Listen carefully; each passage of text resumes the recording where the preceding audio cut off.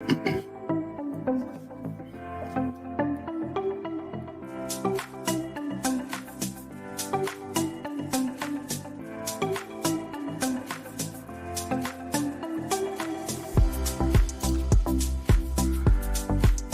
I want to see you dance.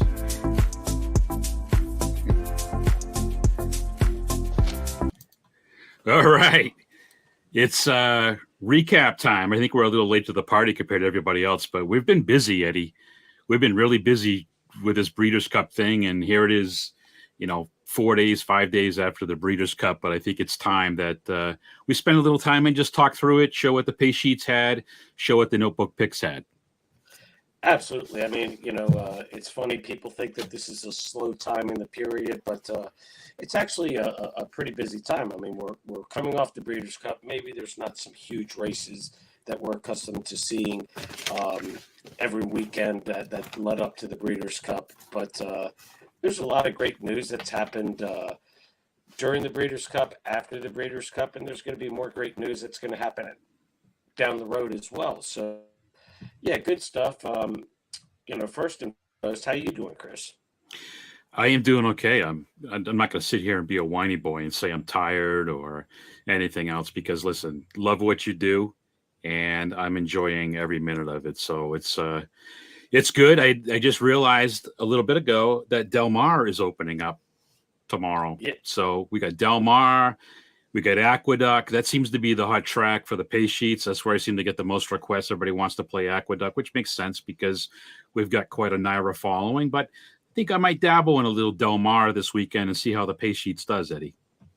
Yeah, and the great thing is, for me, we got the Gulfstream Championship meet coming up pretty quickly, and then we also got Tampa Bay Downs, which is one of my favorite tracks around, and then we start getting into the Triple Crown 3-year-old races come January, where you're going to get Oaklawn, Fairgrounds, everybody getting into the mix. But let's start this off, Chris. I know it's close to your heart and you're pretty excited about it, but the state of Massachusetts just came out with a new ruling regarding live racing coming back and a new track being built and run. Since the closing of Suffolk Downs, which was very close to many people's heart and an old great track. So I'm going to turn it over to you and let you talk about that ruling that you and I have spoken about. Yeah, so we were all excited that the selectmen were going to vote on a track, and I think they delayed the vote a couple weeks, and then the selectmen voted, and they voted, I don't know if it's 3-0 or 0-3, not in favor of the track. And then what I'm reading and I'm understanding, they had another meeting Wednesday night, and there's now been a change in the vote. Now the board's voting 2-1 to have another vote. And I guess they had a bunch of petitions that were signed, 427 people. So I don't know all the benefits and stuff of what Hardwick, Massachusetts is going to get if they go through and do this. I know there's a lot of great things. It's not just going to be horse racing. They're actually going to have they have a facility down there now, I guess that's top notch. And they're looking at doing some different things, aftercare, breeding, everything else. But, as a fan of me, I'm really keeping my fingers crossed that, somehow this happens. So, and it's interesting because they're talking about a fall meet. Obviously we go through Saratoga, which is a month and a half plus of racing, but it would be something to have racing potentially in the fall in New England where it's still nice. You get the leaves changing, and maybe down the road, who knows? Maybe we could do something in the spring too. Yeah, that's one of the things in reading the story and kind of looking into it a little bit more, doing some investigative work, so to speak. And it's not just the racing, but you alluded to the aftercare program, what they're doing, what they're trying to set up for the backstretch workers and everything. It looks like it's more than just racing that they're looking at doing. So I think the platform that they've built for this is very appealing. I mean, you're always going to have some resistance from the locals wherever you're trying to do something like this, but I think there's a good possibility this gets pushed through. Yeah, and the other part of it too is, if you noticed in the article, Blood Horse, which I'm showing on the screen here, they did a nice job in a write-up, and there's been some articles about this. But Massachusetts, from the casinos that they have, they're actually been funding a piece of that. So back when they were doing these Suffolk Downs weekend meets, and I think it was, if I remember right, I think it was like the beginning of the month. So what you'd have is you'd have a weekend, Friday, Saturday, Sunday, where they would have racing first weekend of the month in June, and then they would have another one like the first weekend in July, so people could ship their horses there, and then they could run on every 30 days. So it made sense, but it was nice to have. We had a beginning of June, a beginning of July, a beginning of August, and I think a September. I think one year actually, I think they extended it another month and had October. So it wasn't too much. It was nice to know that weekend was on the horizon. Yeah. So anyhow, I mean, I think that's a great story, and hopefully, we've had so many tracks close in the last year and a half, last few years, and hopefully this is a good story of somebody wanting to do something not just for horse racing but for the entire industry, and we get a new track in the mix that does have a niche that works out for everybody. But that being said, let's talk about Flightline. Flightline? Who's Flightline? Oh, that's that horse everybody's comparing to Secretariat. Okay. So it's a horse that, I've always said pump the brakes on, and but I've always said that an incredible talent, and he proved it again. And I've watched that replay so many times, and just the stride on this horse, without being asked, how he just went by life is good as if life is good was jogging. And I mean, it's a special horse. There's no questioning it. I will now put it in the Ghost Sapper conversation. I'm not going to put it into the Secretariat conversation. Just I can't, because Secretariat ran, I don't know, 21, 24 times. So I can't put it in that conversation. But $200,000 first year stud fee. Wow. Was that a bargain, Eddie? Is that a bargain? Is that a bargain? 200,000 for the? I mean, I'm sure there's going to be deals that we don't hear about and stuff like that. There could be 2-for-1 deals. I can't imagine 200,000 first time out. I mean, come on, that's as high as I've heard of first time out. I'm sure you could go back in history, and there may be some other horses that I said it earlier on Twitter that Stormcat's the highest I've seen at 500,000 when it reached its peak, and people came back and said that there's a couple other horses that actually got to 800,000, which I wasn't aware of. So I learned something from that. But yeah, I mean, I'm not going to say that he doesn't deserve it, but it'd be tough to pull the trigger at 200,000. I mean, I don't think he's going to get 150 to 200 mares to pay 200,000 for that. All right. So I got, I just pulled up. The great thing about the internet is I can do things like right away. So what is the stud fee right now for Uncle Mo? It's a trick question. Do you think it's? If I had to guess, I mean, I'll put it this way. I believe Curlin's at 175. Okay. And I would guess that Uncle Mo is maybe a little below Curlin. Yeah, you're right. I'd guess 125 for Uncle Mo. 160. Okay. That's the stud fee. You've got, there's some Euros on here too. European. Into Mischief has to be up there. Oh yeah. Well, hang on. I'm scrolling up. See the Stars looks like a Euro. Curlin is 175. Right. So we all love Curlin. Tap It, 185. Interesting. And that's down from what he was, I think, a year or two ago, by the way. Yeah. There's a horse in the UK, Kingman's 150 euros. So I guess that's even more than I would think Frankel's got to be up there somewhere a little bit higher. Into Mischief. You ready? You sitting down? I'm saying 225 for Into Mischief. 250,000, $250,000 if you want to breathe into Mischief. Well, that'll make, if Yo Roberta listens to this, it'll make her happy because she's an Into Mischief super fan. So I got two more. Number 2, and by the way, Into Mischief was number 3. Number 2 is Frankel. So I don't know what the euro conversion is, but it must be more than $250,000. But he's 200,000 pounds in euros. Is it pounds? Am I right saying that? Or yes. Euros? I don't even know what the hell the stuff up. And the number one stud fee, I'm glad you asked, because I actually asked this question last week. I said, "Man, this horse must be a good one," because all the Euros from last week that kicked our butt come over here in the turf.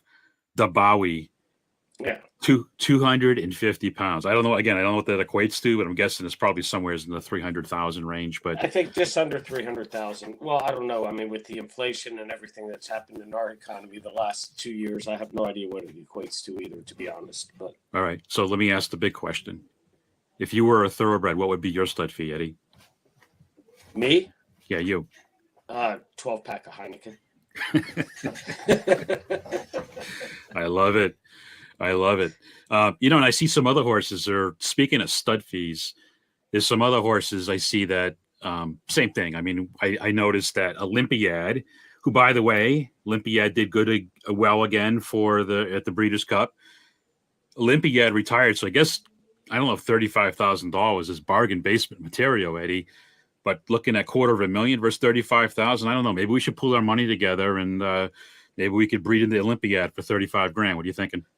Well, if you, and again, I haven't looked into this, but my guess is when Curlin first went to stud, my guess is it wasn't much more than 35,000 when he first went to stud. So, people get caught up in everything. I mean, well, look, Justify, I believe, started at 75,000 first year out, and that horse was 6 for 6, won the Triple Crown, but he just didn't win as impressively as Flightline did.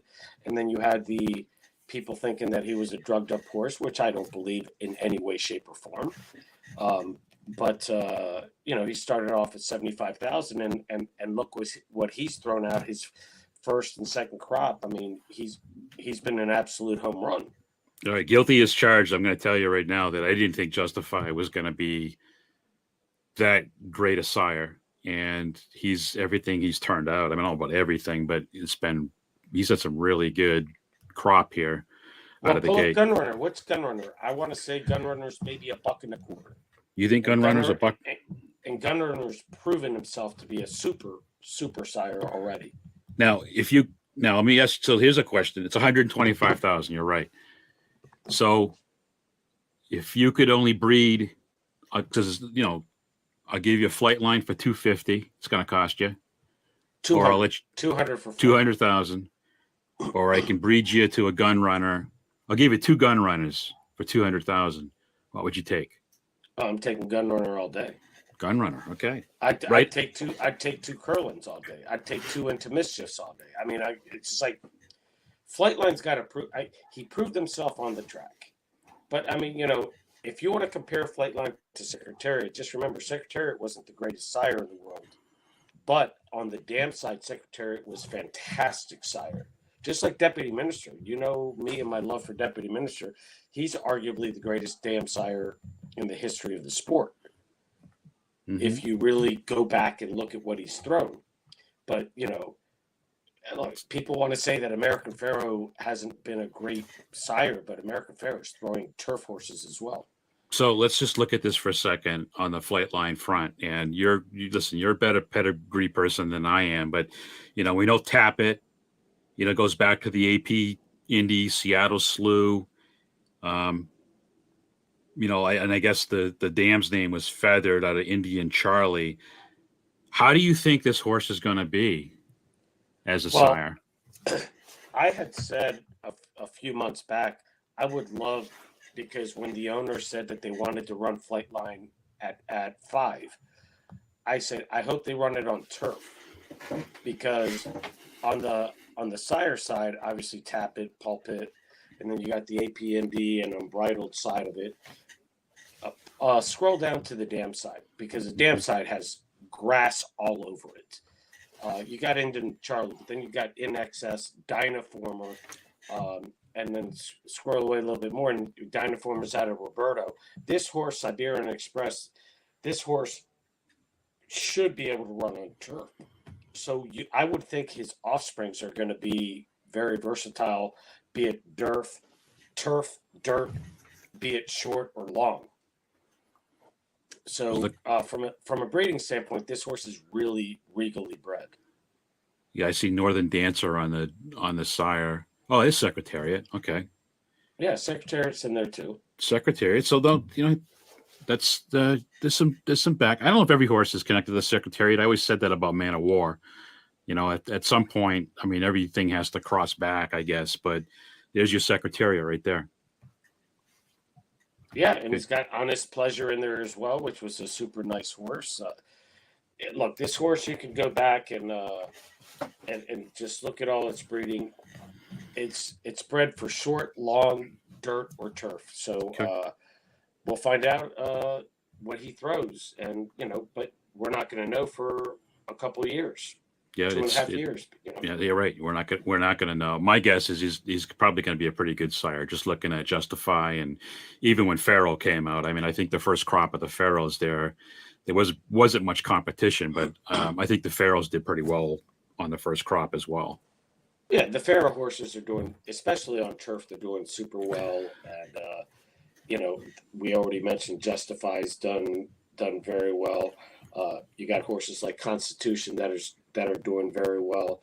So I mean, I just like to see a little bit more, um, share the wealth, breed, have them breed to maybe some obscure mares and things like that, just to see, a horse that just jumps off the page. Like, we had Funny Side, we've had other horse. Holy Bull was one that wasn't regally bred. We've had other horses that weren't part of the mainstream breeding that jump off the page. So hopefully we get some of that coming up in the next few years as well. Okay, so let's just talk about the Breeders' Cup weekend. How we did, how you did, how I did. I can tell you, I had a better betting day on Friday than I did on Saturday, and I was trying to think, what did I do differently on Friday and Saturday? Well, Friday I just paid attention to the races, and then Saturday I was doing everything else under the sun, doing a podcast with somebody. Distraction City, Eddie. That was the secret, I think, between why I didn't do good. How did you do? How did the notebook picks do on Friday? Friday wasn't the best for notebook picks. We had one winner out of the 5 Breeders' Cup races. I did have, I did not pick in the juvenile sprint. I did not pick Mischief Manage, but I did say you got to respect the Appleby Buick connections. I wouldn't be surprised if the horse wins, but I was trying to beat it, and my horses didn't do well in that, which was the first race in as far as the Breeders' Cup was concerned. I picked the Phantom Queen in that race. I really liked that horse quite a bit, but it just didn't run all that great. That was the first race on Friday. Well, it was I want to say it was the 6th race, but it was the first Breeders' Cup race. Oh, okay, yeah. That's right. That's right. So Yeah. just 1 sec, because when I did the pace sheets, actually I did better on the non-stakes races than actually the stakes races, and this is where Sure. I came in. I had some very strong opinions, and I'll show one of them right here. And again, it's not like I mean, the people that purchased this. So I landed the first 3 and I played them as singles because I was against that favorite, the morning line favorite, the 8 in the second race. But if you were to look at this race, I got lucky, by the way, because if you remember, it was a dead heat to start things out. So I was all about the 6. That was my play. Everything was going through the 6. And the 4 ended up flying, and it was head on. And I thought for sure I probably got beat, because usually that's what happens to me is I get beat at the wire, and my pen is not working, Eddie. So I guess I'll have to cash that in. But it looked like an honest pace. So it was 6-4.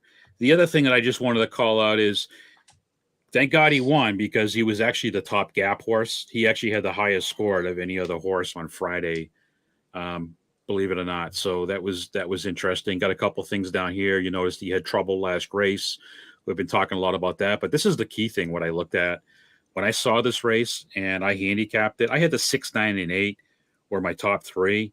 It ended up being 6, 4, 8. The 4 got in the middle, but when I saw the 6, he looked like a standout to me. So again, I got lucky, I think, with that first race on Friday. I think you identified what pace sheets made clearly the top choice, that wasn't the top betting choice. So the people that did take advantage of that, even though it turned out to be a dead heat, if they used it and played it in doubles, maybe pick threes and things like that, and even in exactas, because you could have used the 4 in exactas as well. So I think people should have done okay with that.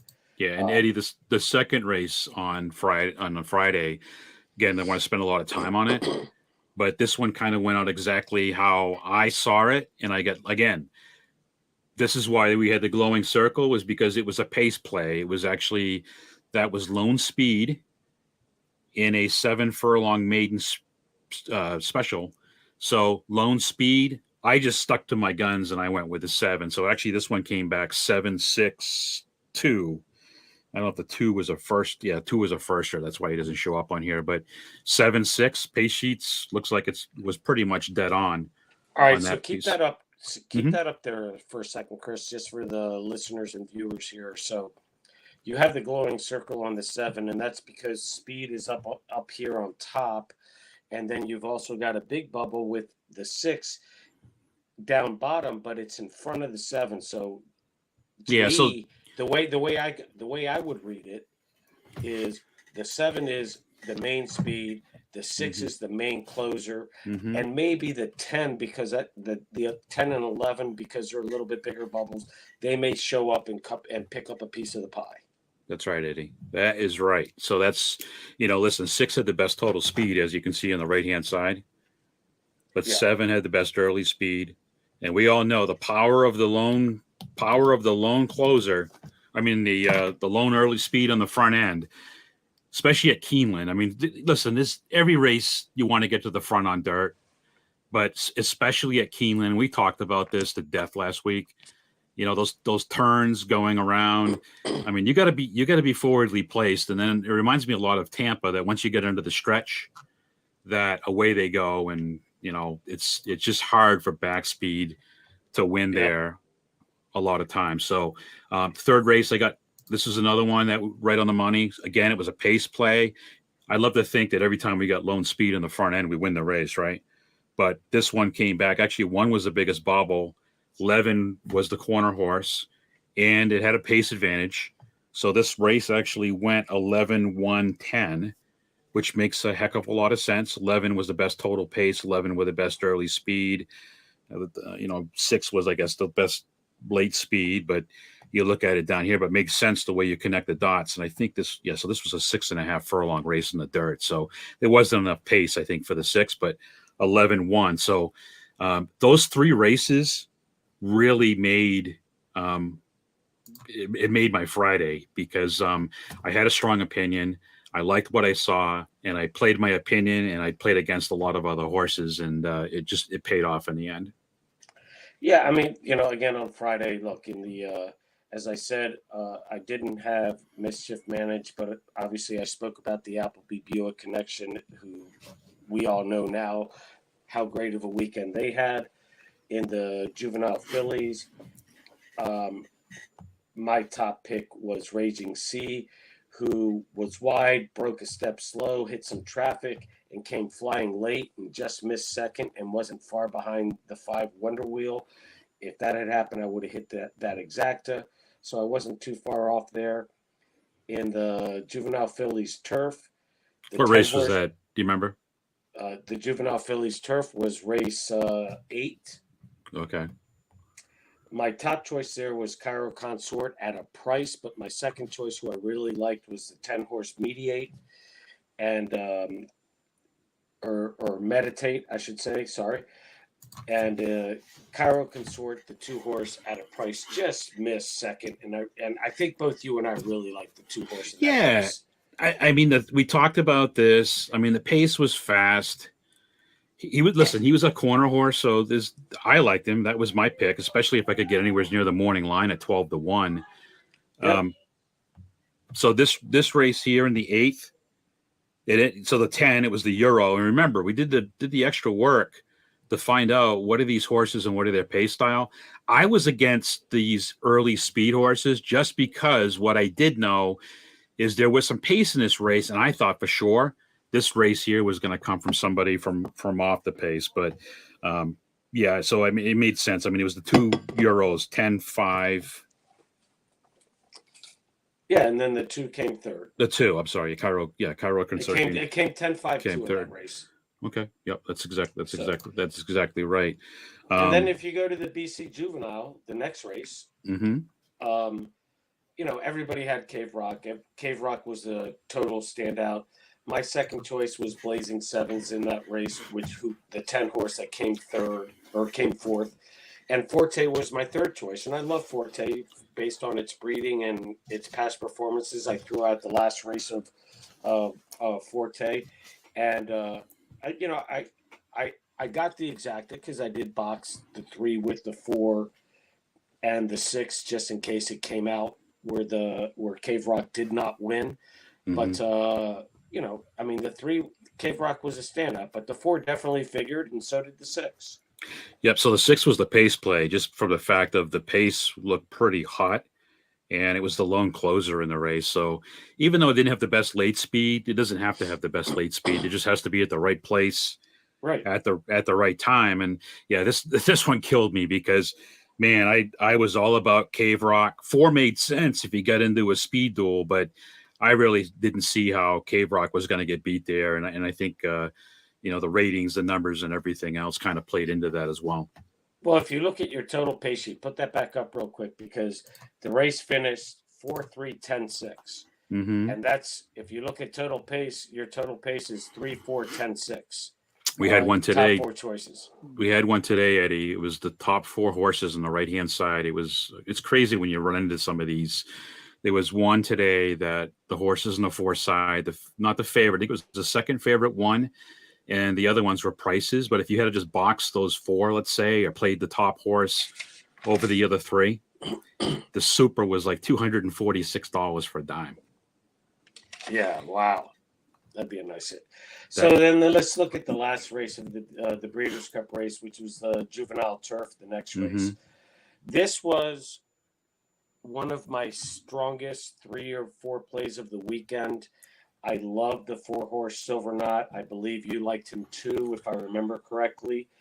And this horse, not only was he my top choice, but he broke a step slow. He was stuck inside, got a little traffic.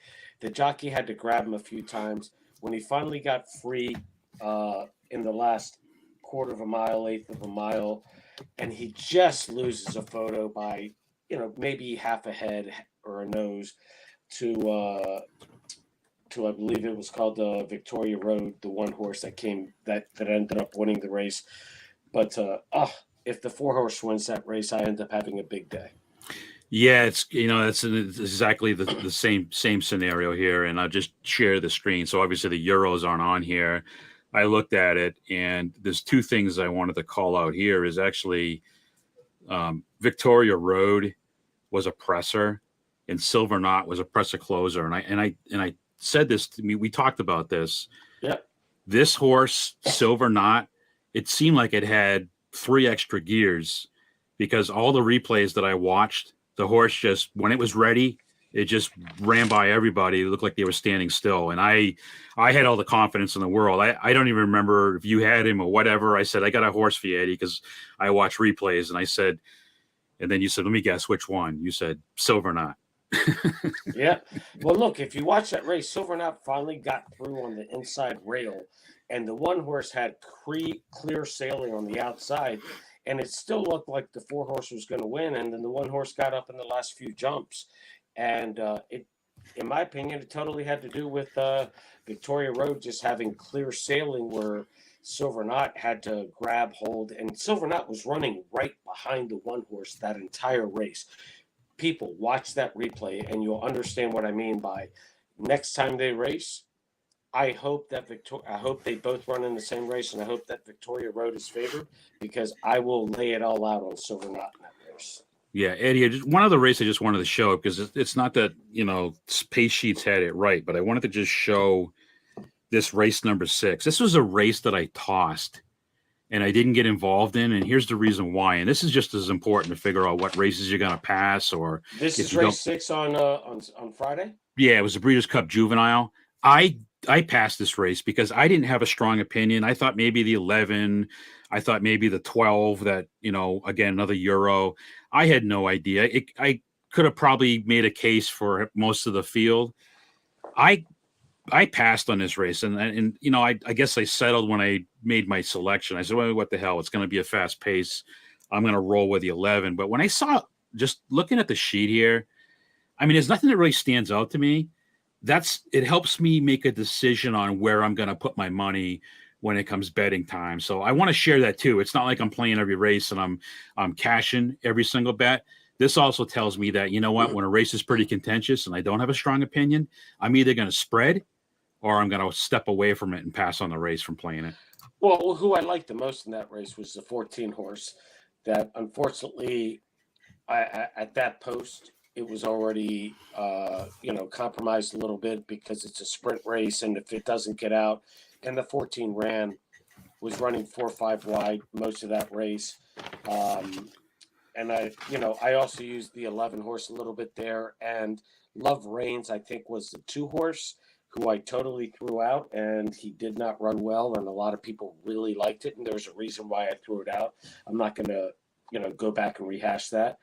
But, the 5 figured because of the connections, but second, third, and fourth to me did not figure in that race. So, yeah. But let's move on to Saturday. Let's talk about Saturday. And again, I picked more winners on Saturday, but it didn't result in any big scores, which is interesting because I think I just did a better job of betting and selecting where I was going to put my money on Friday. So I had a couple of them, Eddie. I just wanted to talk through. I think it was. Well, I had a pretty good day on Saturday. Let's start with, I think the first Breeders' Cup race was the third race, the Filly and Mare. Okay. Sprint.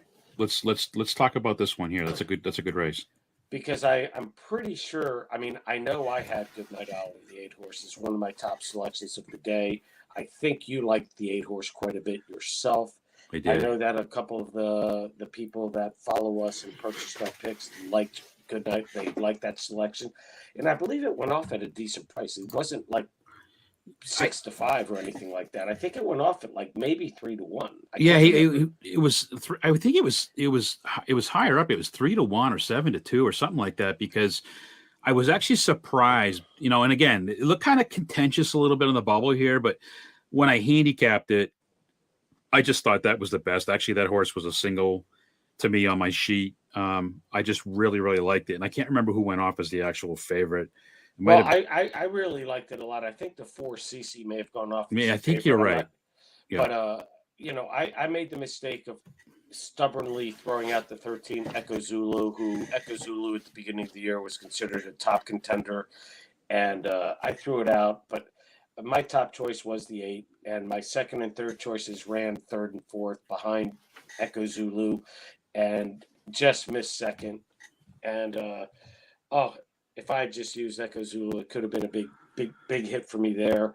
The following race, we had a big price in Caraval, which was a big surprise. And that's a shame because I love Cody's Wish in the Dirt Mile, which was the following race after that. Yeah, that's the one that killed me in the fourth race. That one there was another one I didn't have a super strong opinion, but I went. I like the 6 Highland Princess in that race. That's the one I was on. That was my top choice, and then I had Golden Pal. I thought, listen, Golden Pal's a classy horse, and a lot of people were against him, but I was like, you know what?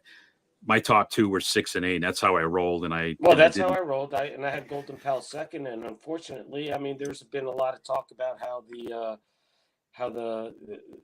the starter in the gate held on to Golden Pal a little bit because Golden Pal usually breaks like a rocket. So there's obviously, Eddie, why wasn't there an inquiry on that? Like, why did nothing happen with that? Because I see that a lot. Like, and I've seen stuff even of 3 days. I think I saw something yesterday. Somebody posted on. I don't understand why wouldn't the stewards have made an inquiry there? Because there was nothing, and I didn't even know about this till like 3 races later. Because they're only going to look at it if it's in slow motion. You could see that the starter held him maybe a touch too long. Maybe he wasn't prepared when the gate opened up. That I'm sure that happens so often throughout the course of a racing day. in other races that we don't have the cameras on them. But what hurt this race is the only other speed in the race was Caraval, the 10, and that's why that horse won. He got off to an easy lead. But the interesting part, watch that replay. You'll see that Golden Pal got off slow, was held a little bit longer, but in the stall next to him, the 9 horse didn't have an assistant starter in the gate with him. He was on his own. So if that's the case, and if Golden Pal, like if you watch European races, they don't have starters in the gates with him. These horses just walk in and go. And I don't know why in America, I mean, I'm sure there's a reasoning for it. I don't know if it's an employment reason or if the horses are a little skittish, but if you don't need the assistant starter, let the horse just stay in there because nobody's holding it. Let the jockey make sure that the horse has his head straight and start properly. Right. No doubt. No doubt. So Cody's Wish, we got to talk about Cody's Wish. Yeah. Okay. Let's talk about it. Dirt mile. That horse. I mean, he was again one of my top 4 picks of the whole weekend, and it won. This horse is so good, but the story behind Cody's Wish, Chris, have you looked at the story? Have you read the story behind it? Yeah, I've seen the thing, and I saw the Cody, I guess, who the horse was named after. The kid in the wheelchair was actually at the track, I think, and they had some pictures online I saw. Such a great story. These are stories like this that should really be talked about. I was impressed by Cyberknife. Cyberknife ran a really, really good race. He was pressed all the way. He was right there, engaged all the way around. Slow Down Andy, the one horse who came third, really surprised me because I didn't use him anywhere. The 4th horse was Gunite, the 5 horse. I used Gunite in everywhere, underneath, but I did keep Cody's Wish on top. I did hit the exacta, but not for that much. But I really thought Gunite would run a little bit bigger. Yeah, I was the same way. I was all about the 7. This was a single for me. I hit the exact ice cold. I was 7-9, and then the 5 you can see from the pace sheets here. I had that one included as well, but it really helped me in organizing the right horses here. Looking at it. Yeah, and then now we move on to the sprint, which after the scratch of Jack Christopher, we thought that Jackie's Warrior was just going to walk on the field. And again, if you watch not just watch the race, but if you watch the replay, I think it was the 7 horse that really pressed Jackie's Warrior from the inside and made it run maybe a little, kept it company and made him run a little bit harder. And turning for home, it still looked like Jackie's Warrior was going to win the race. And then all of a sudden, Elite Power, the 6 horse, just got a dream trip and a great ride and swings outside late and picks up the win. And I liked Elite Power, but I played it in exactly with Jackie's Warrior. But CZ Rocket at the very end comes flying in, hard knocking older horse and gets second for me and kills my tickets.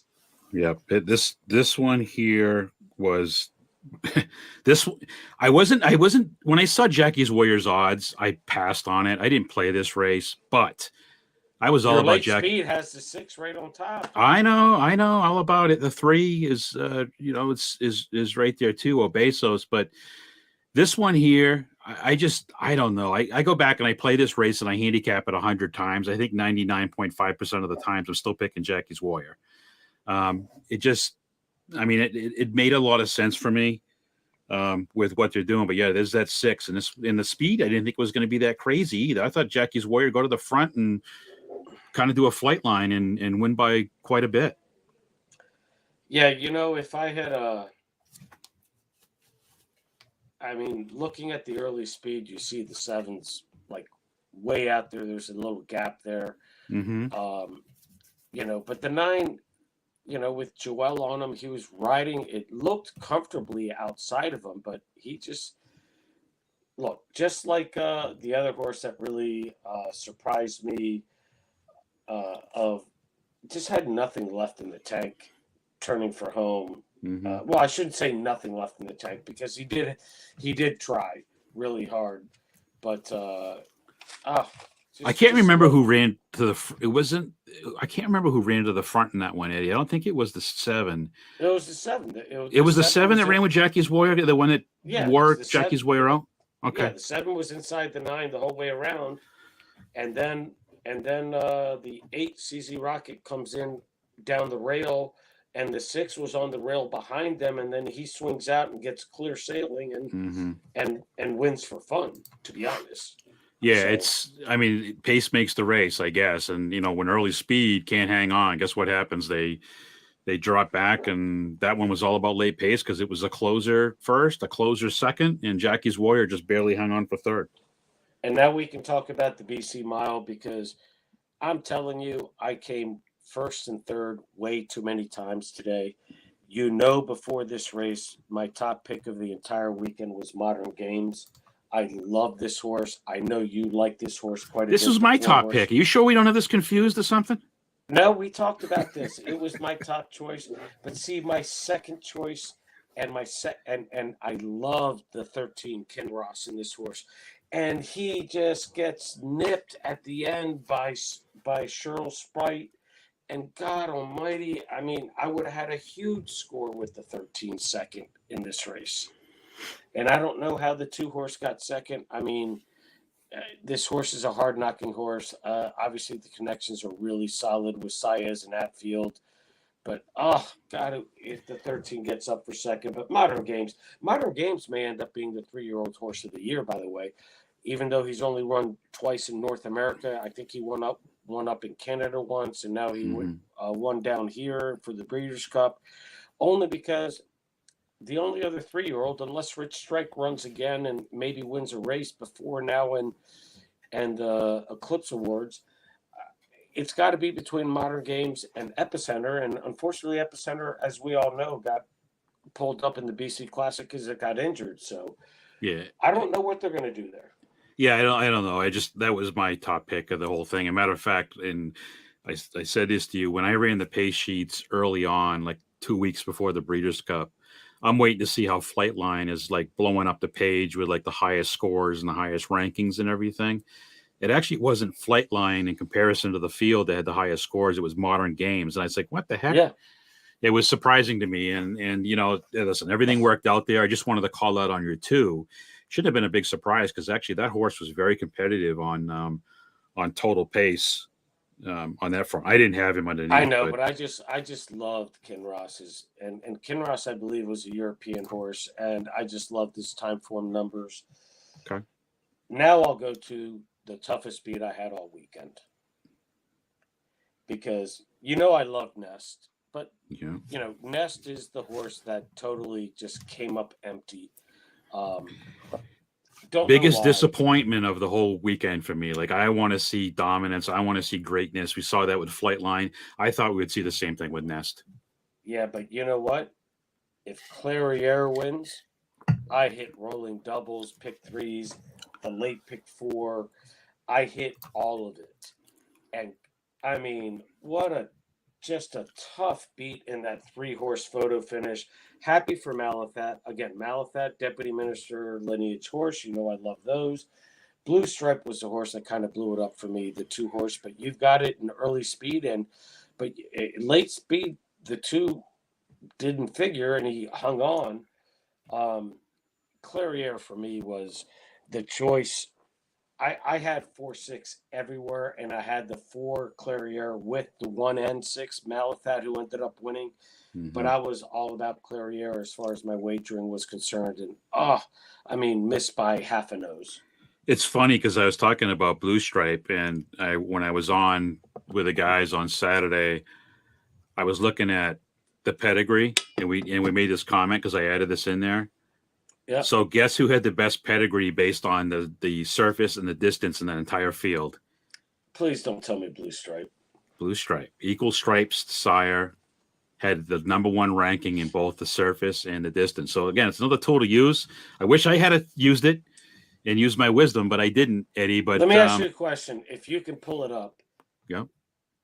Because if I'm right here, I totally missed it. Is Blue Stripe out of Candy Stripe on either the top or bottom?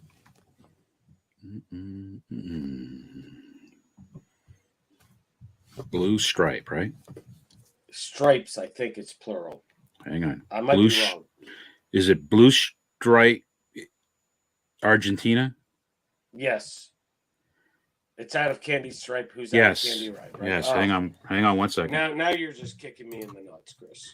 All right. So Equal Stripes is out of some horse called Candy Stripes. Oh, just stop it. Because I think Candy Stripes was Candy Stripes the sire of Candy Ride. Maybe that's what it is. You think it is? Hang on. I got to look at that. Look up Candy Stripes. Candy Stripes is out of Blushing Groom, France. No, but is Candy... look up Candy Ride. Candy Ride. All right, hang on. This is a multitasking to the... It is. So much for the 25-minute show. We don't need to do that. Candy Ride, he was born in 99, right? Yes. Argentina? Yes. Out of Candy Stripes? No. Oh, well, I got a connection for you. You ready? Go ahead. Look at this. Candy Ride is out of the reason he got named is Candy Girl was a dam out of Candy Stripes. Boom. There's your connection. That's a kick in the nuts. I totally overlooked that because I was all about Nest Clairiere and Malathat and totally overlooked that. Oh, what a kick in the nuts. But listen, that was a big price too. That horse was 20-1. I didn't know you even like Candy Stripes. I love Candy Ride. Candy Ride, Candy Stripes. Out of a Candy Ride. Yeah, you're right. All right, so I kind of want to pass over the Breeders' Cup Turf. I mean, all right. I didn't have Rebels Romance. I had Stone Age. My top pick was the 2-horse Warlike Goddess that came third. That race I had the winner. That one there, I just wanted to show one thing on that, Eddie. That's why I wanted to bypass it because I didn't want you to tout yourself. Yeah, well, here's the only reason I picked that horse, just so you know, is I went back and watched all the replays on the Euros, and that horse, it had a lot of talent. I'd like the pace advantage. It was a presser closer. It could come from way back. It could come from the middle. Horse, if you go back and watch the replays, it was really great. That was like the €1 I was spot on and I had, and strictly it wasn't from handicapping. It was from just the fact of the running style, and I got a little lucky there. So let's go to the next one. And then obviously we talked about the classic already, about Flightline running. I mean, Life is Good did what he was supposed to do. Tried to win the race from the front end. Flightline just proved his greatness. Just watch the race one more time and just watch. Flightline wasn't asked that much turning for home, and he just started gobbling up the track. And I've said this before. I saw the study that it showed that Flightline's stride is 2 feet longer than Secretariat's, and it just bypassed Life is Good like it wasn't even moving. And then, nicely enough, Olympiad came in to get second. I totally threw out Taiba and Rich Strike, who finished third and fourth. And I actually said Taiba is a horse that has no shot to win. And it really didn't. Nobody was going to beat Flightline. The only thing was that Epicenter, who you and I both like to finish first horse, the only horse to upset Flightline, but finish second. He got an injury, and Joel did the right thing and pulled him up. Yeah, that's that one. Yeah, I was the same as you. I thought maybe there was some scenario where we could beat Flightline, and I am to be mistaken. But Epicenter obviously got pulled up, so he wasn't even really in the race. The other part of it too is that we said the other scenario, we needed Hot Rod Charlie to be on the front end. That it was going to be the only way if you had some sort of crazy speed duel on the front with Hot Rod Charlie. Life is good. Listen, Life is Good too. A lot of props because that horse and those fractions they were running. Okay, Flightline's in a whole nother league. We already know that. But man, Life is Good. Could you imagine if Flightline was not in that race and Life is Good would have probably won hands down, probably. Probably. But if you remember the race, Chris, or if not, again, I'll tell. This is why I watch replays. Hot Rod Charlie broke cleanly and was only like maybe a length and a half behind in third going into the first turn. Mm-hmm. And then it just disappeared. like Yeah. literally disappeared, and it didn't get injured. It just didn't run its race. Yeah, because Hot Rod Charlie's an early speed horse, and again, that's the whole mental part of the game. This is what I love doing the pace stuff. Early speed front runners don't get to the front. Guess what they do, Eddie? They quit. Yep. They quit. It's a mental game, but just listen, data is data. But I do want to call out that early speed. Okay, data said this race pretty much played out the way you thought it was going to go. I mean, 4-2. I thought the Life is Good and Flightline on a normal horse. Flightline's not a normal horse, but if the 4 and the 2 get to the front, they got in a duel. I thought they would get together, and maybe Flightline gets gassed a little bit, and then here comes Epicenter running around. But unfortunately, it didn't work out that way. So, well, I mean, look, I told everybody once Flightline,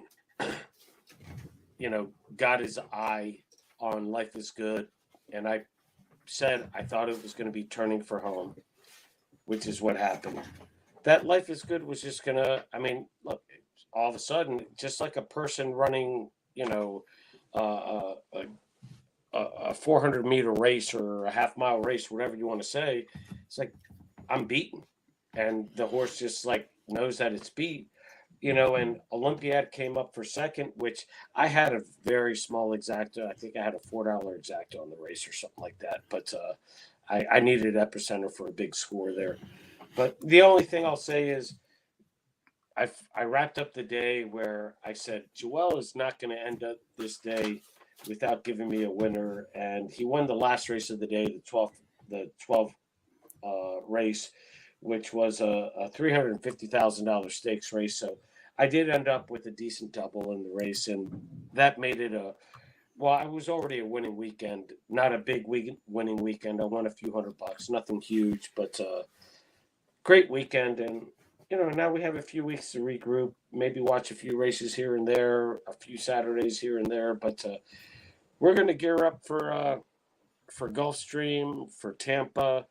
And then we get to have the fun Triple Crown prep races at Fairgrounds, Oaklawn, and all the Santa Anita and all the other tracks around the country. Yep, I'm juiced. So I guess next step is probably we're going to be, I don't know when Tampa opens. It's coming here quick. And Tampa opens up by the end of the month. I think so. And I think if I remember right, I think it's the week before Thanksgiving, which would actually be next week, possibly, right? Which I may be there for opening day. Let me see. I love that track. I'll go back and look at it. It's one of my favorite little, I call it a minor track, but to me, it's somewhere in between. Not a minor track. It's maybe a secondary track, but and it's got the best corned beef sandwiches downstairs when you go to that deli, and the guy's carving the turkey and the corned beef and everything. Cuban sandwiches are the best there too. Don't just make it corned beef. Come on now. So when everybody's, this is sacrilege, but when everybody says, "Oh, how great the food is at Saratoga," I call bull crap, because I'd rather go to Tampa. And I'd rather go to that deli downstairs where they get all that fresh meat and they give you a fresh carved sandwich. Sign me up for that any day of the week. Saratoga, if you're listening, Naira, that's what you need at Saratoga. Of course, they charge us $40 for it. Saratoga used to be when they had Hattie's and other places like that, right by, down by the escalator, down by the clubhouse area. They used to have the best, but now. All right, I don't want to get into that conversation. All right, listen, Eddie. We're going to be babbling here for you can tell me that later. But what else? Anything else? The great stuff that we have looking forward. I want the listeners and our followers to realize that we got some great stuff coming up. We got some enhancements coming up. We're going to pick up the Euro horses and have more information on them. We're going to have more information on the maiden special weight race horses that haven't run. Just stay with us, keep with us, and we're going to have a fun end of the year, but we're going to kick off 2023 running. Yeah, no doubt. And I listen, it's all about learning, and you see different things, and got some thoughts. Actually, this Breeders' Cup was fantastic because, I had the pace styles and stuff were in that information. But it also allows me, I wish we could have done this, so we could have done that. It just makes us stronger for the next time. And I think that's probably, besides Breeders' Cup, Eddie, is there any other crazy days? I know sometimes the Euros come in for like the stakes races, like at Belmont. They used to do the big Caribbean Classic at Gulfstream, and I'm not sure that they're doing it this year, but there's Euros do come in for a couple of races before the end of the year. I'll take a look at that so we can maybe put something out on them and what have you. But Chris, for you, the biggest and best news is I'm actually gonna get a new laptop so I can actually look straight into the screen Whoa. instead of looking Whoa. all over the place. Yeah, This yeah. is like Star Wars stuff. You might not even, you know what? You might not even need those earbuds anymore. Hopefully not, but I'm okay with this. I'm getting used to it. All right. Well, fantastic. So, all right. Well, thank you, Eddie, for your time. I hope you guys enjoyed the show here talking about the Breeders' Cup, and we'll see you the next time. Appreciate y'all for Hey, tuning Chris, in. appreciate everything. I know how much work you put into this Breeders' Cup. So, and for everybody else. So, All right. Give me the Rosario kiss to end things, Eddie. Perfect.